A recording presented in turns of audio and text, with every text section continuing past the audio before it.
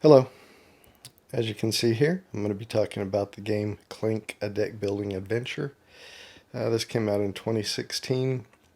I hadn't played it probably since 2019, so about 5 years.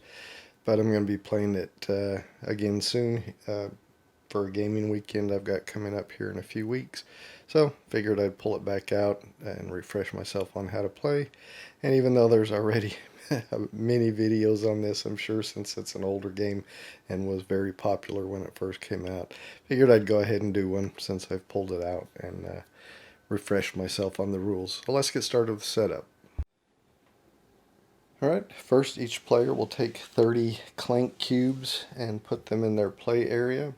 These will be of the color they're playing in. I'll be doing blue, green, and red today. They'll also take a pawn of the matching color. Each player will also take a 10 card starting deck that has 6 burgle cards in it, 2 stumble cards, 1 sidestep, and 1 scramble card. All players will start with the same identical deck. You'll place the board in the center of the play area. This is actually a double-sided board. I think this is the side that's recommended for your first game. The other side is similar, just I think a little bit more going on. But the side with the blue sky is the side recommended for your first game at least. So you place that in the center of the play area. You take the 7 artifact tokens. They have different values on them, like 30, 25, 10. And you'll place them, you'll find the corresponding spots on the board. For instance, here the 30 would go there.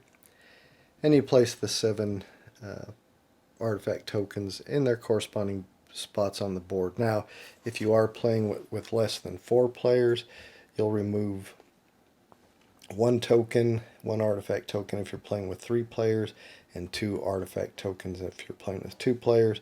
And the way you do that is just flip them over and scramble them up. And then randomly choose 1 to remove from the game. Alright, this one will go back in the box. Since I'm playing with 3 players, I'll be removing 1. And then we see what we have left. And again, you place them in their corresponding spots on the board. So 25 will go there. Let me get that done. Alright, so as you can see, I've placed 6 of them on the board. You then take these major secrets tokens, scramble them up, and then you'll place 1 on each, face down on each of these spaces with the question mark. The larger spaces with a question mark, you'll place 1 face down on each of those spaces. After placing those on the board, like so, you may have or will have some left over. In this case, I have 1 left over. You return that unseen to the box. Next, you'll take the smaller tokens, minor secret tokens that have the question mark, shuffle them up, and then place 2 at random on each of the spaces on the board that have the smaller circle and question mark. 2 on each. And you should not have any left over once you've placed 2 on each of the minor secret spaces. These 4 spaces comprise the market area, so just somewhere here in the market area you'll place the 2 master keys, the 2 backpack tokens, and the 3 crowns with values 8, 9, and 10.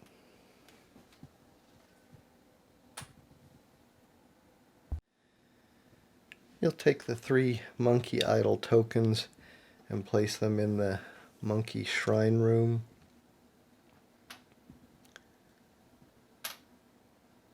In their corresponding spots, like so. You'll take these 20 value mastery tokens. one for each player, so 3 in this case as I'm setting up for a 3-player game, and just place them somewhere up in the top left area of the board. Actually, let me put mine up here. Place your gold tokens, 1s and 5s, and oh, here's another major secret. So actually you should have 2 major secret tokens left over. I had that stuck in there with the gold. So that one will just go back in the box. Anyway, place the golds, the 1s, and the 5s just somewhere near the board. I'm going to place mine in this little token holder here. You'll take this dragon marker and place it on the rage track, which is here. Depending on the number of players, in a 4-player game you would start it here. In a 3-player game, which I'm setting up, you'd start it here. In a 2-player game, you would start it here. You take these 24 black dragon cubes and place them inside this dragon bag. And then just set that somewhere nearby. You place the goblin monster card somewhere near the board in your reserve area, and nearby you will also place your reserve deck of mercenary. Those are all the same. Mercenary cards, explore cards, they're all the same, and secret tome cards. Just make a reserve area for those. There is only one goblin card. The mercenary, explorer, and secret tome have several, but they're all the same, and those can be designated by their yellowish banner at the top. Next, you'll shuffle your dungeon deck, which is a large deck of cards, and deal out 6 in a row to form your dungeon row.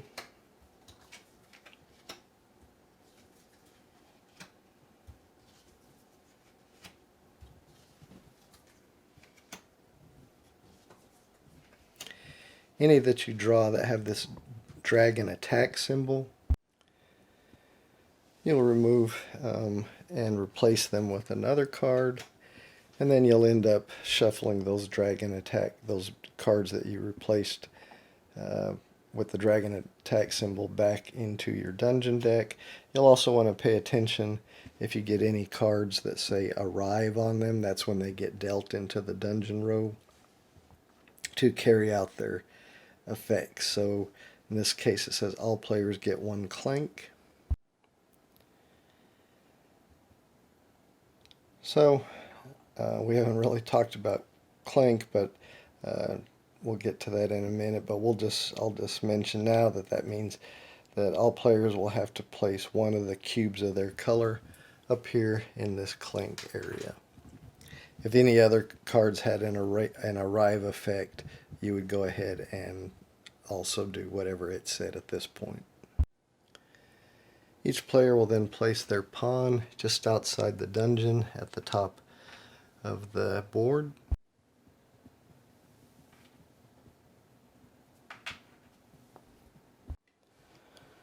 All the players will then shuffle their starting deck of 10 cards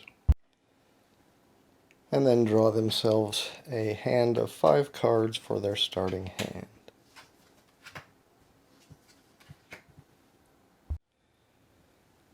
So I've done that for each of my 3 players, blue, green, and red. Of course, this is their hand of cards, which players would actually keep in their hand, secret from the other players.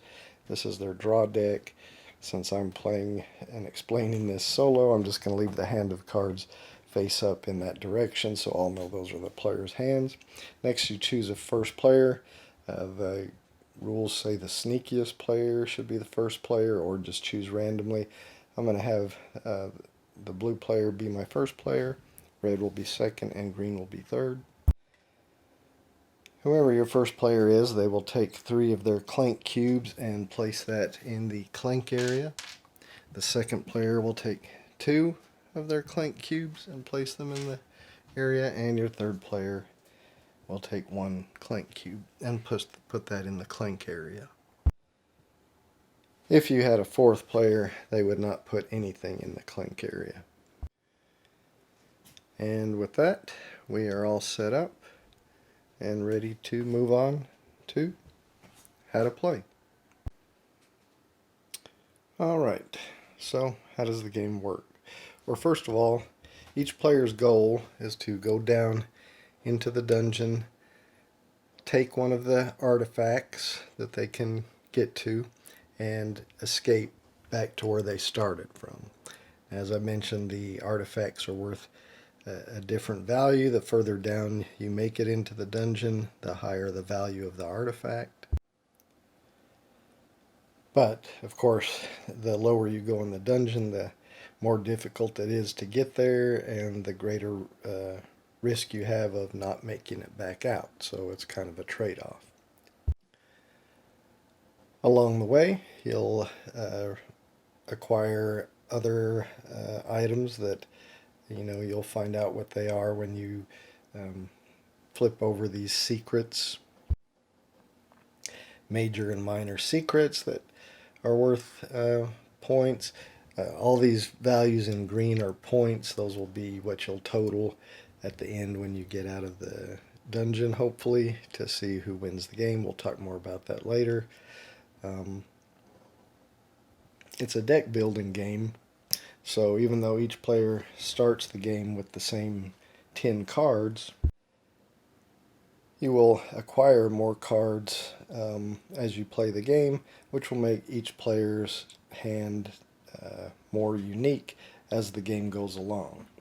Now the cards have three basic values on them. In the blue diamond is skill. That's what you'll use to acquire more cards. The square with the foot or boot in it are boots, and that's what you use to move around the dungeon. And then there's swords, and that's what you use to fight monsters that are in the dungeon. Alright, so let's get a little more in detail about what a player does on their turn.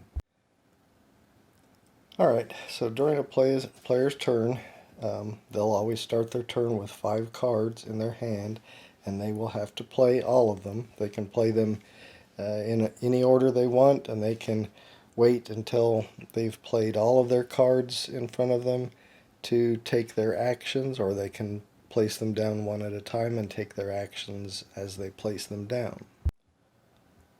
So let's talk about the possible actions.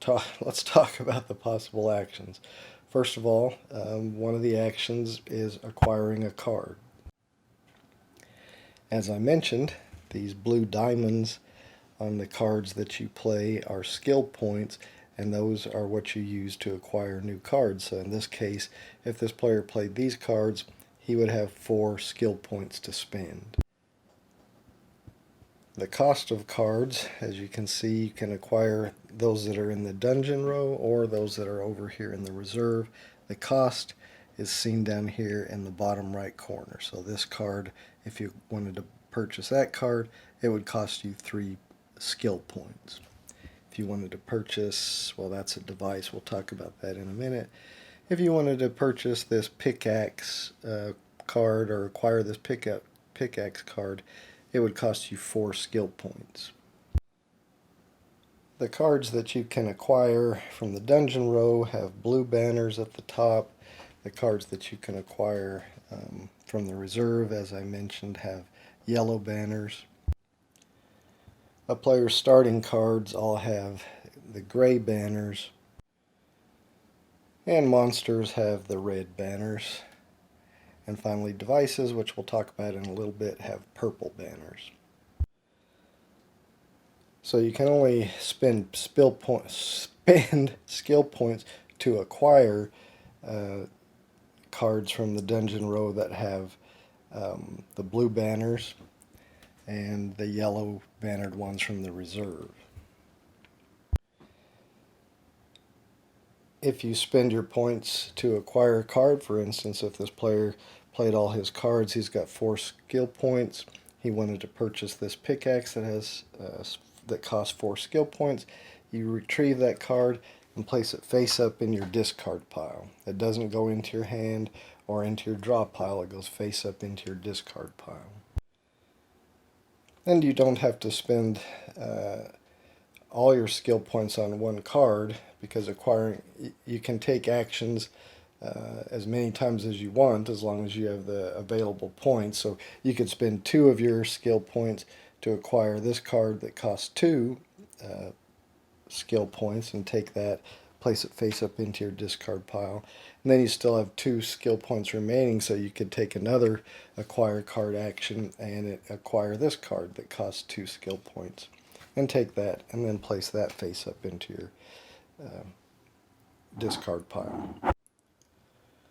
Or you could spend 3 of your 4 skill points to acquire one of these explore cards and place it face up in your discard pile, leaving you 1 point, 1 skill point left.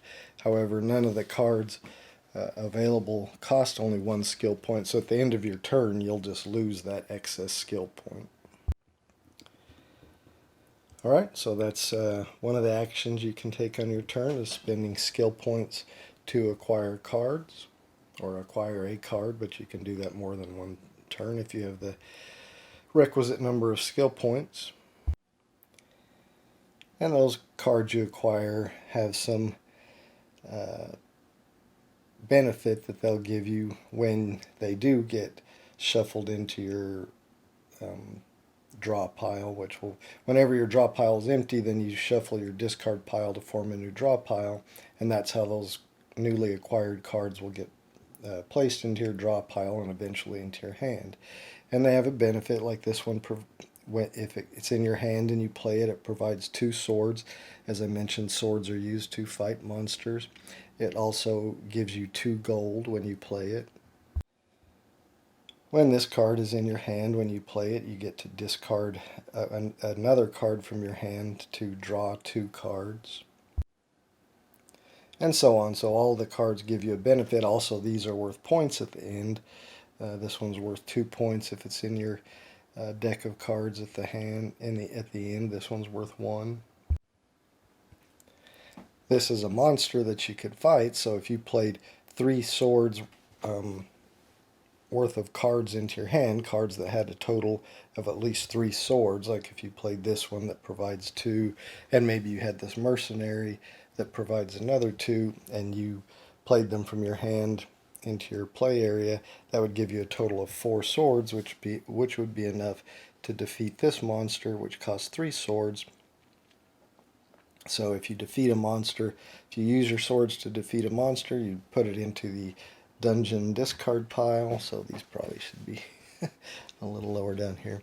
So you'll have a place for that's a dungeon discard pile, but you also get the benefit shown when you defeat a monster. So if you spent, your 3 or more swords to defeat this monster, you would get 3 gold, and all other players would get +1 clank. Whenever a player gets +1 clank, they place a cube of their color into the clank area there. So that is one of the other actions you can do, is fight a monster.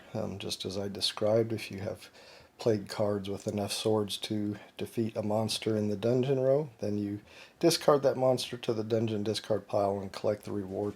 There's also the goblin that's in the reserve that you can always fight. He takes 2 swords to defeat, and when you defeat him you get 1 gold, but he does not get discarded whenever you fight the goblin and defeat him. He just stays there, so he's always available to fight by any player, and defeating him again gives a reward of 1 gold.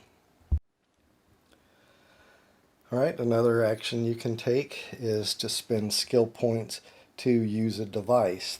The cards in the dungeon row that have a purple banner and they say device, there's something you can use. You spend your skill points to use it, but you don't put that card into your face up into your discard pile. You put it into the dungeon deck discard pile. So if you spent 3 skill points to use this device, it gives you 2 boots, which are used to move around, and we'll talk about how you do that here in just a minute. But if you decided to use this device, this ladder, you spend 3 skill points, that gives you 2 boots. Then you remove this from the dungeon row and place it into the dungeon card discard pile. Dungeon deck discard pile. Or you could spend 4 of your skill points to use this dragon shrine device, which you can see lets you either get 2 gold or trash a card in your play area or discard pile. Once you chose which one of those to do, you would again remove this card and put it into the dungeon deck discard pile. This says you can trash a card. Let's talk about what that is. So, if you're unfamiliar with deck building games, as you get better cards placed into your discard pile and eventually shuffled into your draw deck and into your hand, you're going to have some of these starting cards that you got at the beginning of the game that aren't as valuable that you're not going to want to draw. So eventually you'll want to get those out of your deck altogether, so you don't have a chance of drawing them, like this one, which gives you +1 Clank and gives you no other benefit, or maybe some of these Burgle cards that only give you 1 skill point if you've acquired other cards, like the Explorer, that give you more skill points. So when you get the ability to trash a card, you can take a card from your play area, in other words a card that you've played on your turn, or one from your discard pile, and basically remove it from the game. It takes it out of your deck. You will no longer have the possibility of drawing that card. Another action you can take is to buy from the market. If your pawn is in one of the 4 market spaces, you can spend 7 gold to buy one of these items available in the market. Either a master key, which I'll tell you what the benefit of that is in a little bit when we talk about moving through the dungeon, a backpack. Again, everything here in the market costs 7 gold to purchase, so you can spend one of your actions to purchase that if you have the gold. The backpack, I had mentioned that one of the goals, or the main goal of the game, is to get in, acquire an artifact, take an artifact, and get back out of the dungeon. Well, normally you can only ever have carry one artifact with you, but if you have a backpack, you can carry up to 2 artifacts with you. And another item you can buy is one of these crowns. Of course, they're varying values, so the first one to come in here and buy one, they can get one that's worth 10 points at the end of the game. The second person could get one that's worth 9 points, and finally the third person to buy one could get one worth 8 points. But as you can see, all these items have a value that'll be worth points to you at the end of the game, hopefully, if you make it out of the dungeon. And the master key and the backpack do have another benefit. The crown, their only benefit is points at the end of the game. Backpack, as I said, lets you carry an extra artifact, as you can normally only have one. And the master keys we'll talk about here shortly when we talk about moving through the dungeon. So that's another action you can take on your turn. If you're in one of the 4 market spaces there, you can spend 7 gold as an action to purchase one of those market items. When you buy one of those items, you just take it from the market and place it in front of you in your play area. Alright, well, another action you can take is move through a tunnel. So there's all these tunnels that you use to move through the dungeon. So to move through a tunnel to a room that only is just a white line, like the plain white line like this, it costs 1 boot. So looking back at our player one's cards, they had 1 boot that they have available to spend out of their 5 cards. So they could spend 1 boot to move their pawn down into the next room.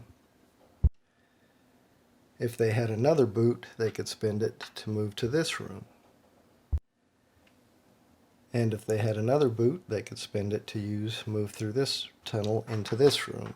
Now, once you enter one of these crystal cavern spaces, you can't spend any more boots that turn. So once you move into one of those crystal caverns, even if you have more boots, you cannot spend them to move out of there.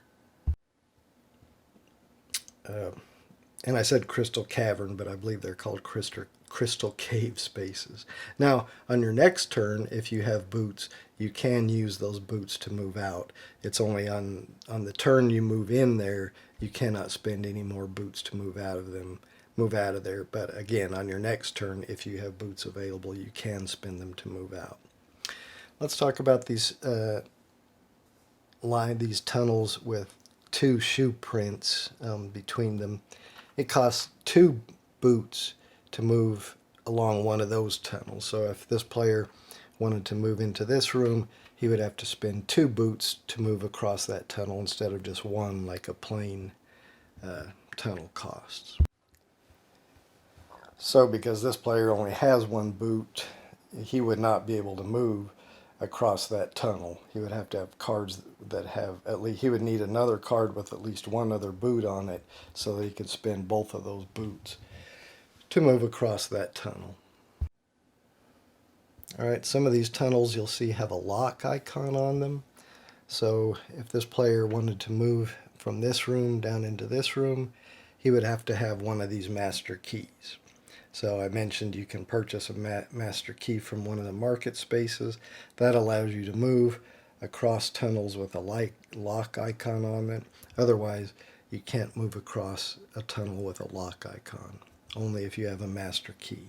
There is one other way, and we'll talk about that here shortly.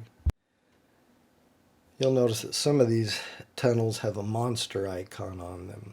So if you cross from across one of those tunnels, for each monster icon, you have to take 1 damage. We'll talk about taking damage here in a little bit when we talk about the dragon attacks. But just know, if you cross a tunnel with a monster icon, you have to take 1 damage. If you cross one that has 2 monster icons, you'd have to take 2 damage. Now, unless you also play cards with swords, so for each sword icon that you've played, you can absorb 1 of those damage. So if you had a mercenary card in your hand and you played that into your play area, and it's got two swords on it, as you can see here, and then you used one of your boots that you played to move from this room to this room, normally you would take 1 damage, but you could absorb that damage with one of the swords on your mercenary card, leaving you still one other sword available. So if you then went on to move, well, you wouldn't be able to because you couldn't spend any more boots, but say if you had some ability that allowed you to go on and move into this room where you would have to take 2 more damage from crossing that tunnel, you would have 1 sword still available to you because you'd only spent 1 to absorb the damage from this monster. So that would negate 1 of those damage, but you would still have to take 1 damage. I hope that all made sense. If not, we'll see more when we do some example terms of how that works. The last type of tunnel you'll see here are those with an arrow, meaning you can only move in that direction in that tunnel. So if you were here, you cannot move across this tunnel. You couldn't spend a boot to move across this tunnel this way because the arrow is pointing that way. However, if you were here, you could spend 1 boot to move here, as that's the direction the arrow is pointing. So that covers most of the means by which you can use the tunnels. As I mentioned, there is one other way that comes up sometimes. That is, you may get a device or a card that gives you an ability to teleport. And if you teleport, you can move to any adjacent room from the room you're in. So if you were in this crystal cave and you got a card or a device that allowed you to do a teleport ability, you could move to this room, ignoring the monster. You could move to this room, ignoring the lock.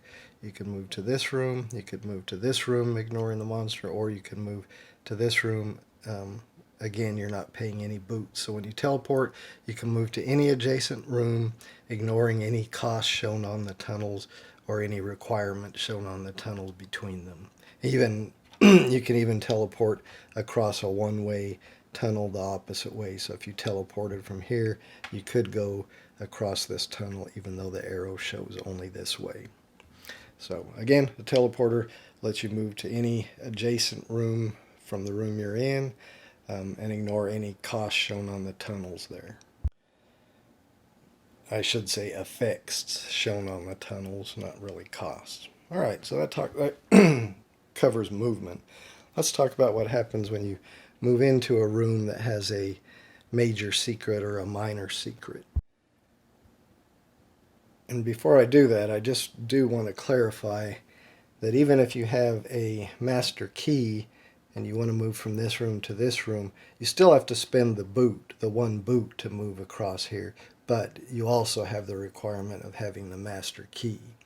Likewise, if you cross here, even if you have the one sword to absorb the damage from the one monster, it still requires a boot to move from the one cave to the other cave.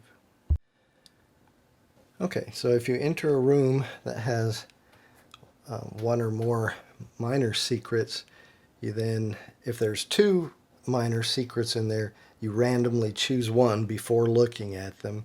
You randomly choose one. Then you take it and look at it, and it's going to give you some benefit. So you may get one like this that lets you get 2 gold. Or you may get one that has a icon with 2 swords on it, which equates to 2 swords, which you'd put in your play area and discard it when you use it as 2 swords. And I'll show you the back of the rule book here in a little bit, where it shows the possible icons that could be on a minor secret. So again, if you move into a room that has 2 minor secrets, you randomly take one, not revealing it until after you've chosen it, leaving the other one there. If you move into a room with a major secret, there's only one there, so you would take that, and then you get that and put it in your play area, whatever it is. This one's at like a chalice that's going to be worth 7 extra points to you at the end of the game. And again, I'll show you the back of the rule book here in a bit that shows you the possible icons that could be on the front of these major secret or minor secrets to show what you can possibly acquire. Now, you can't, if you move into a room that has 2 minor secrets, you can't take an action to require another one of those minor secrets. The only way you could acquire that second minor secret is to move out of that room and then back into that room again. Now, you could do that on the same turn if you had enough boots that you moved in there, acquired one, spent boots to move out, and then spent boots to move back in. You could do that all on the same turn, or you can do it on another turn, or you can leave one for somebody else to pick up. And that works the same with the monkey shrine room. If you move in there, you can take one of those tokens. They're worth points, 5 points at the end of the game. The only way you can acquire another one is to move out of that room and move back into it again.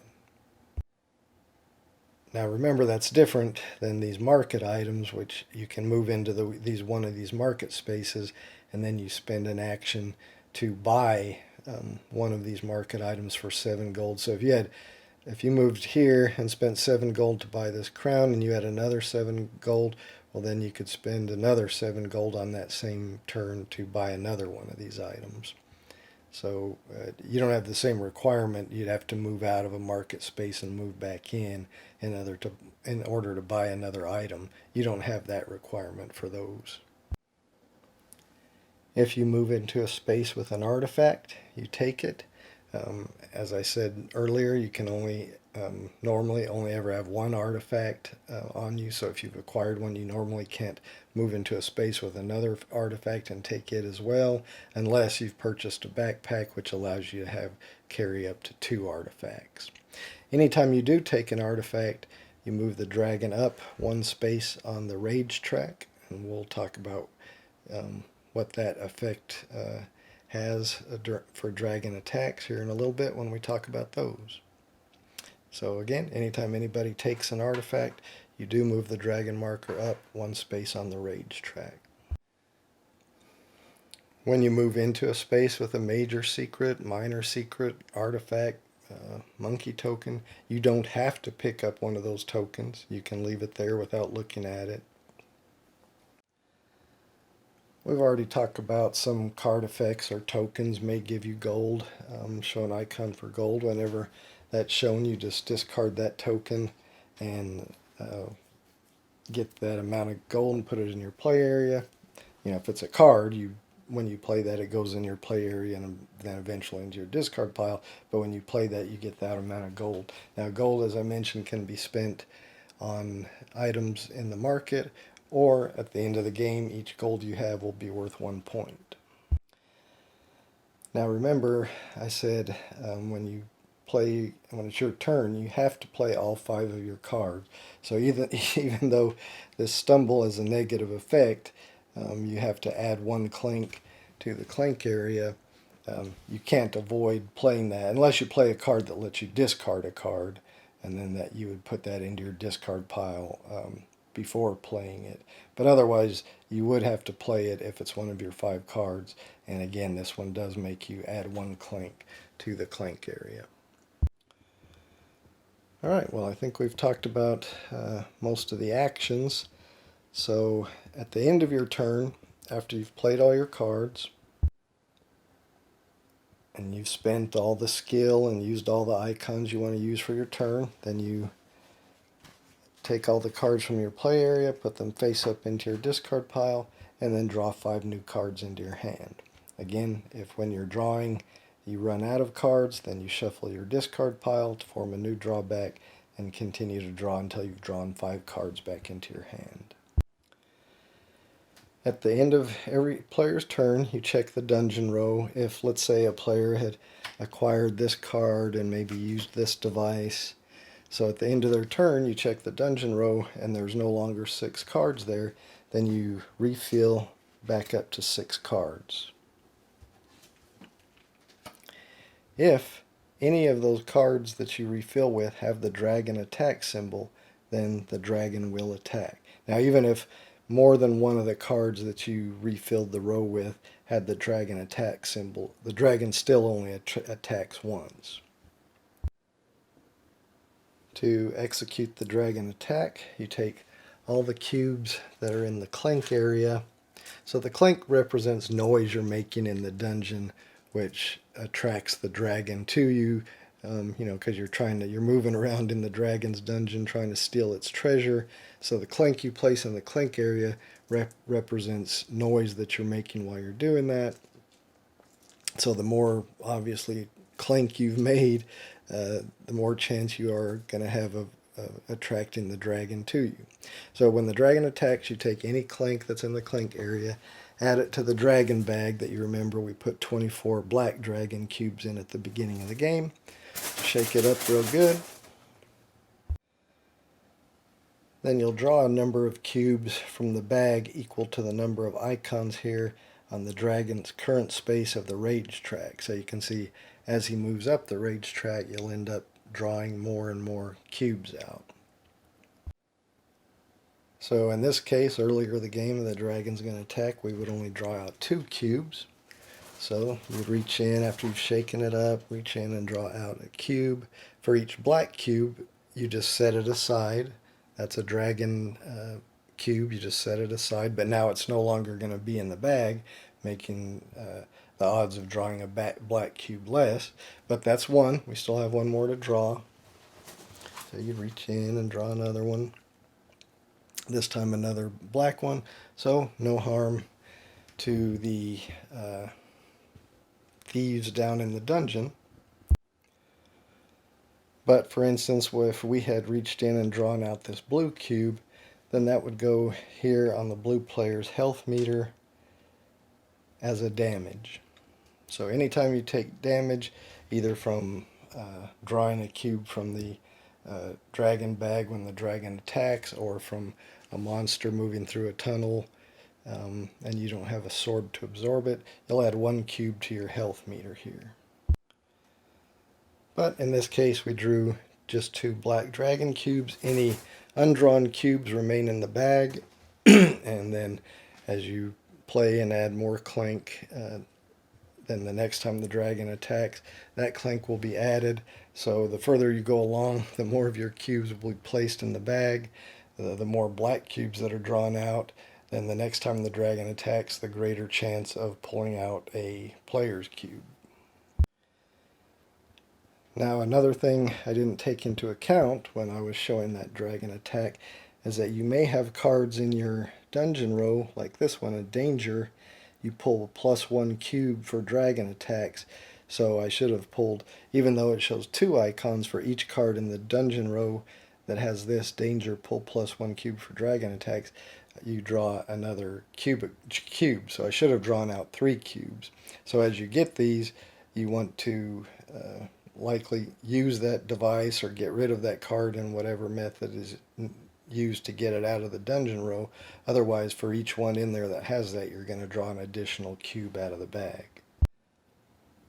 And remember, the dragon's rage will increase throughout the game. As I mentioned, every time someone picks up an artifact, it's going to move the dragon, which is going to cause more cubes to be drawn. 4 here, 4 here. Anytime some of these tokens may have a dragon's egg on them, at any time one of those is acquired, that also moves the dragon up 1 space on the rage track. So as he goes further up, he pulls more cubes, greater chance of a player taking damage. As I mentioned earlier, whenever you take damage from a dragon attack, you take the cube you pulled out and put it on your health meter. Anytime you take damage, like from moving through a tunnel with a monster, you just take the damage from your available cubes and put it on there. You can't choose to do that if that final cube, so if you wanted to move through a tunnel with a monster icon and you didn't have any swords to negate it, and you were here and moving through there would put a one of your damage tokens on your final space on your health meter, then you can't make that move.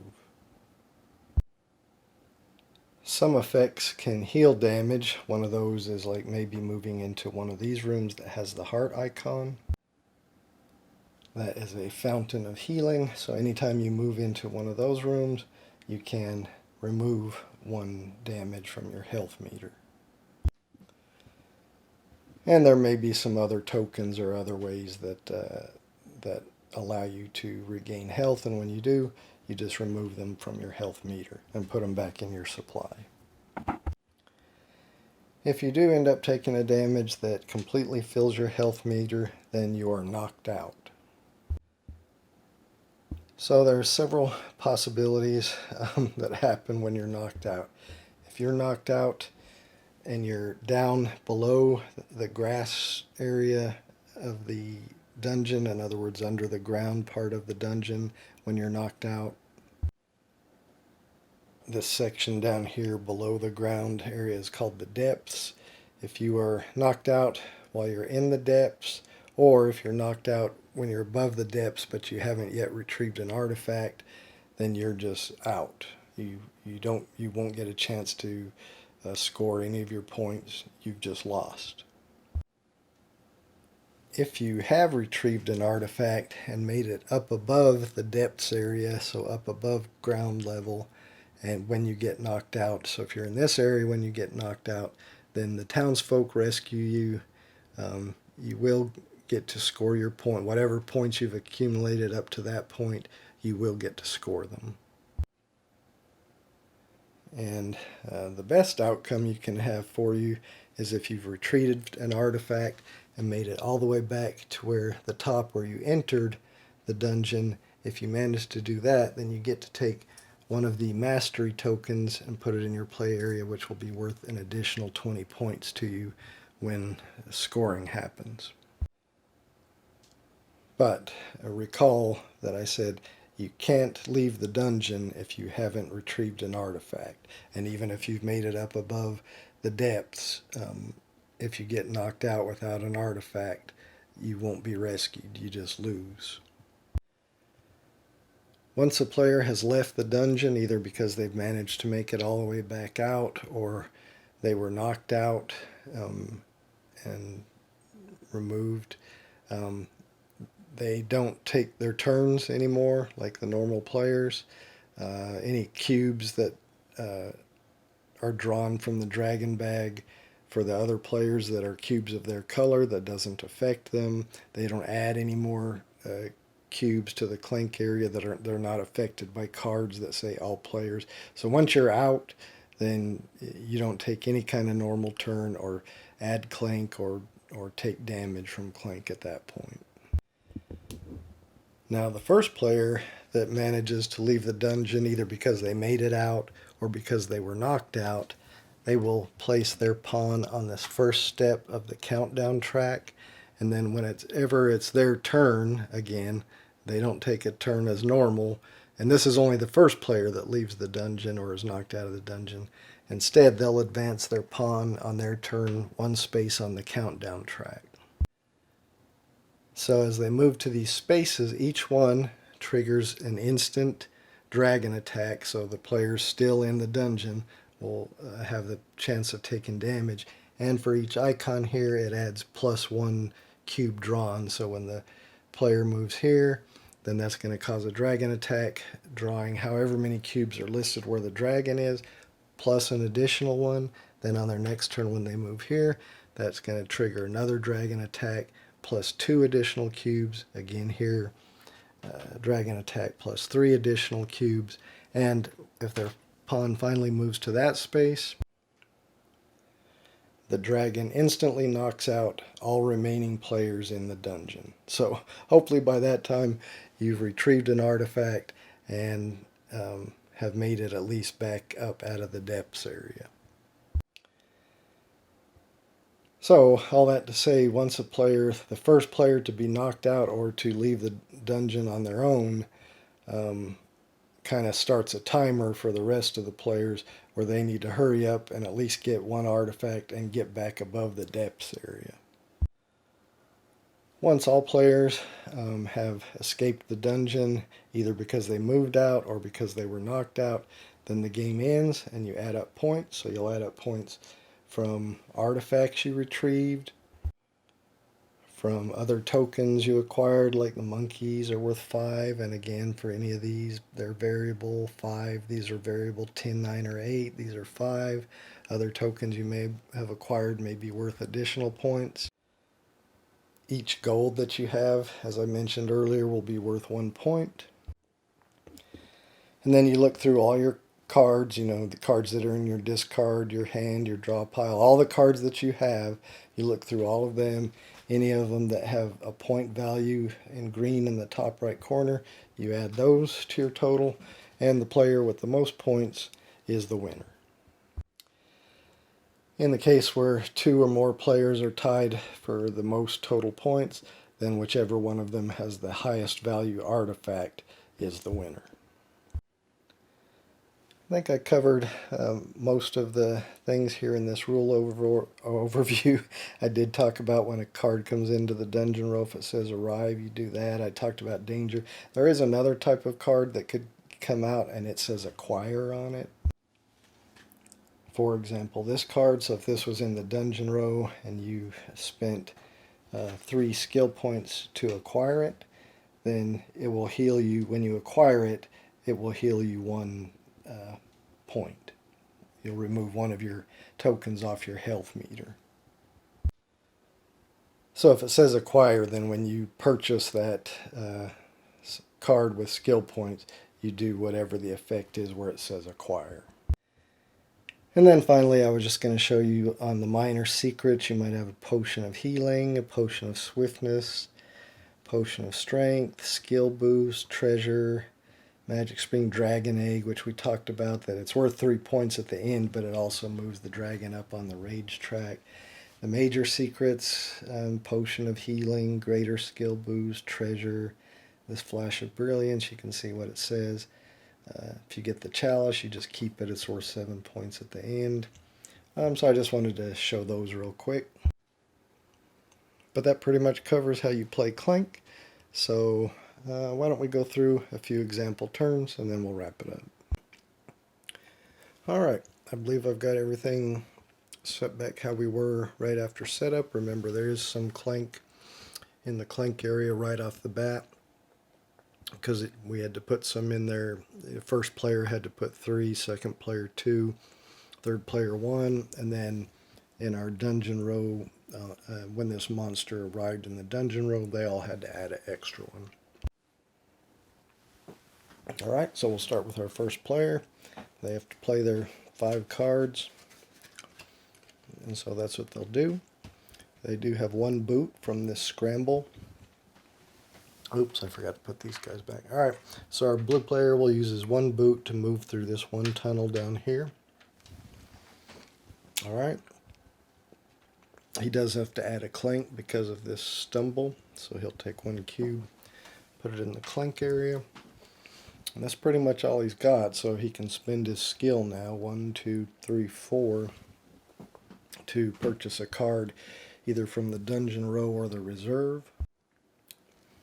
So he thinks he'll spend 4 on this pickaxe. So that goes into his face up into his discard pile. That's all that this player can do. So they'll take their cards, put them in their discard pile. Now we got to refill the dungeon row. Oh, we got a dragon attack. So we got to take all the Clank from the Clank area, put it into the dragon bag. Alright, we look where our dragon is. So we'll pull 2 cubes, but remember we have this card in here that we have to pull 1 additional cube, so we'll have to pull 3 cubes out of the bag. I've shaken it up. We got a black, so that's safe for all the thieves. We got another black. And we got another black. So no harm, no foul this time around. And this player has to draw 5 cards back into their hand, which is going to be the rest of their deck. So next time they have to draw, they'll shuffle up their discard pile. But this will be their hand for the next round. Alright, now we come to the red player. See what they got, what they want to play. Looks like they got a couple of boots, some burgles, and that's it. Alright, so they're going to play their scramble and their sidestep for their 2 boots. So they'll use 1 boot to move through this tunnel and 1 boot to move through this tunnel. So now they're in this room. Alright, so they spent their 2 boots. They really don't have anything else except for their skill. 1, 2, 3, 4, so they can spend 4. And we'll say this player is going to spend 3 to get this Explore card. Put that up face up in their discard area. That only leaves them with 1 left over. There's nothing that only cost 1. So that's all they'll be able to do. So they'll discard these into their discard pile. Draw the remaining 5 cards into their hand. There's nothing to refill in the dungeon row, so that's going to end their turn. Alright, we'll come to the green player. Let's see what they got. Okay. They got 1 boot to spend, so they'll spend that to move down here into this room with the blue player. They do have to add 1 Clank, so they'll, because of that stumble card, so they'll take a Clank and put it in the Clank area. And then, unfortunately, they only have 3 skill to spend. And we'll have them use this device. So it costs 3 skill. They're going to spend that to use the ladder, which gives them 2 boots. So they'll use 1 boot to move into this room and 1 boot to move down here. Now, because they've moved into this cave, even if they had other boots, they couldn't spend them. Alright, we'll discard the cards into their discard pile. They'll draw 5 more cards into their hand, which is the remaining cards in their draw deck. And we'll need to refill this 1 card where the device was used. All players get 1 Clank on arrival, so unfortunately all the players will have to add 1 Clank.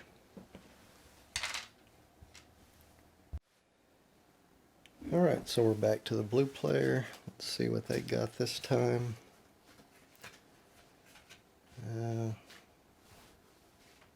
Pretty much close to what they had last time. Alright, they got 1 boot. So they will spend that to move here. They got a stumble, so they got to add a Clank. And then they have 3 skill to spend. And they need to get some more boots in their deck, so they're going to spend their 3 on this Explore card. That goes into their discard pile.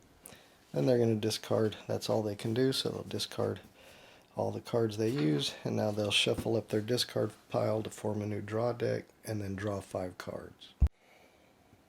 Alright, they've shuffled their discard pile.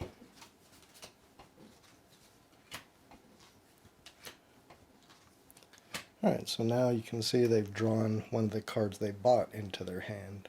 So you can see as you purchase more cards and get them into your discard pile and then shuffled into your draw deck, you start being able to pull those out and get better cards. But anyway, that's going to end their turn.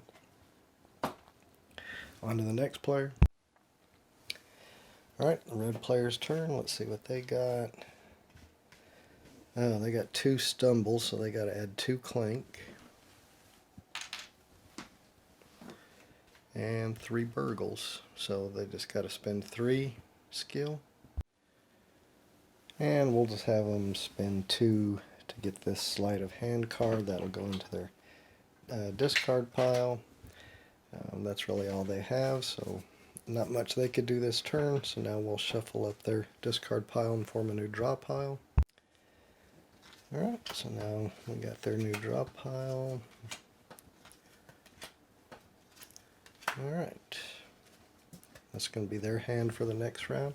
We do have to refill this card that we purchased from the dungeon row. No dragon attack. Alright, so next player's turn. Let's see what they got. They got a stumble, so they got to add a clank. And they just got 1 boot from their scramble. So they're in this cave. They can't go this way because it would cost 2 boots, and they only have 1 boot. They could go back up, or they could go this way, but they'll have to take a damage because it's got a monster icon, and they have no sword to block it. But that's what they're going to do. So they're going to move here. They'll take the 1 damage, so they'll take one of their green cubes, put it on their health meter there. They couldn't move any further even if they had boots, because they went into a cave, but now they have 4 skill to spend. 1, 2, 3, 4. And we'll have them spend 4 to use this dragon shrine device, so they could get 2 gold or trash a card in their play area or discard pile. They're going to trash this stumble, so they won't have to put clink anymore, so we'll just take that out of the game. Alright, now that device was used, so we also get that out of there, so we move that over there. That's all they can do, so they'll discard these cards into their discard pile. They'll have to shuffle that and form a new draw deck. Alright, they've got their new draw deck. Let's draw their hand and see what they're going to get. Nothing too good for them. Alright, and then we used that device, so we'll have to replace it. And luckily we didn't get a dragon attack. Alright, I think I'll do 1 more round. Alright, so let's look at this player's cards.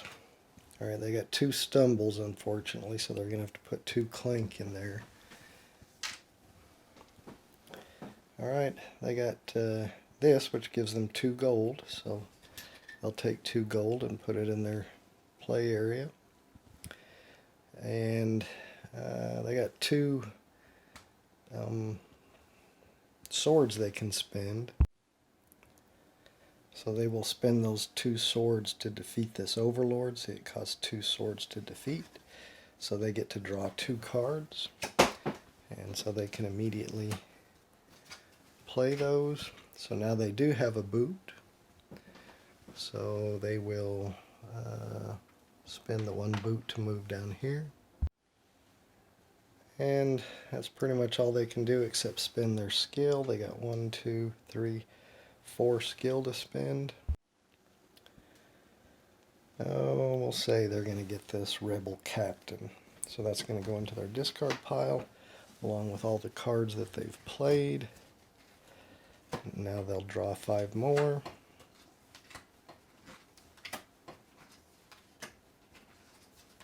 So you can see they'll have a couple of boots to spend next turn. But now we got to refill the cards from the dungeon row. We've got this one and defeated that monster, so we got to replace 2. And still no dragon attacks. Alright, let's see what we got here for this player, the red player. Well, they got 1 boot. So they will spend that.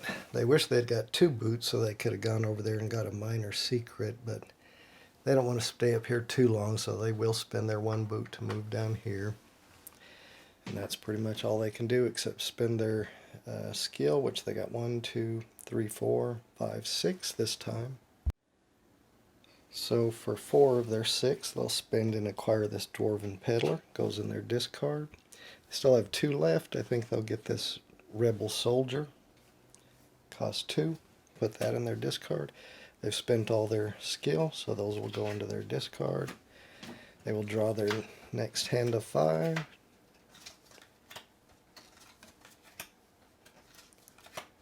Okay, and now we have to refill 2 cards that we took from there. So we got a arrive, put 3 dragon cubes back in the bag, so that's actually pretty good for us. So take these 3 dragon cubes, put them back in, and then one more. Uh-oh, a dragon attacks. Okay. Alright, so we have to take all the Clank that's in the Clank area, put it in the dragon bag.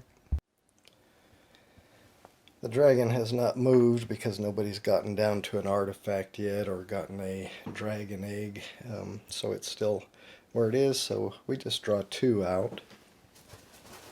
So let's see. Uh-oh, green, so he's got to add a damage, and then we got to draw 1 more. And a dragon cube, so not too bad. Alright, on to the green player's turn. He still can't do too much. 1 boot. He could spend that boot and move in there, but that would give him 2 damage, and he's already got 2, so he probably doesn't want to do that. It would cost 2 boots to go there. He can move over here for 1 boot, so maybe that's what he'll do. He did use a stumble, so he's got to put a Clank in the Clank area. And then they have 4 skill to spend. Alright, so what do they want to do? They could spend 2 on this shrine to get a gold or heal 1. So I think they're going to do that. So they're going to spend 2 to use this shrine. Put that over there. That gets them 1 heal, so they remove 1 damage. They still have 2 left to spend. And we'll say they're going to get a... They'll take this Rebel Miner. Alright, and that's all they can do. So these will all go into their discard pile. They'll draw 5 new cards. Alright, they can only draw 4, so now we got to shuffle and draw 1 more. Alright, 1 more, okay. That worked out alright for them. Alright, now we got to refill the 2 cards we got from there. No dragon attack, so that's good. Well, I was going to end it there, but I wanted to at least show somebody move in and get a minor secret or a major secret or something. So I'll do the blue players 1 more turn. So alright, let's look at what they got. They got a couple of boots and some burgles. So they do have 2 boots they can spend. So we'll say they're going to spend their 2 boots to cross here that cost 2 boots. They can take one of these at random without looking at it. We'll say they take this one.